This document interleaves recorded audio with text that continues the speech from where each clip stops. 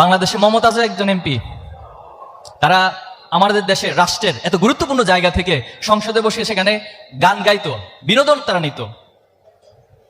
এমন এমপি ছিল, তাকে এভাবে স্ক্রিপ্ট দেওয়া হয়েছে, তার বাসা থেকে স্ক্রিপ্ট লিখে দেওয়া হয়েছে, অথচ মাননীয় প্রধান পটুয়াখালী তৃতীয় 1320 মেগাওয়াট ক্ষমতার বিদ্যুৎ কেন্দ্র স্থাপনে শেখ কামাল, শেখ জামাল ও শেখ রাসেল মন্ত্রী পূর্তি সেতু মন্ত্রীর পূর্তি কৃতজ্ঞতা নিশ্চয় যাচ্ছে, এগিয়ে যাচ্ছে। লিখে দেওয়া হয়েছে, অথচ সেই স্ক্রিপ্ট পড়তে পড়তে ওনার দাঁত মাইক সব ভেঙে যাচ্ছে, এরপরে তিনি করতে পারছেন না।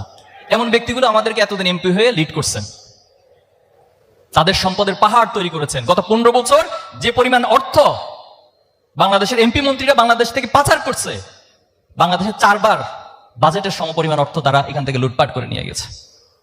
অথচ ছোট্ট একটা দেশ, এত কষ্ট করে, এত পরিশ্রম করে মানুষগুলো, অথচ তাদের পকেটে সেই টাকাগুলোকে লুটপাট করে আজকে বেগম পাড়া তৈরি করেছে, বড় বড় প্রাসাদ তৈরি করেছে বাংলাদেশের বাইরে বিভিন্ন জায়গায়।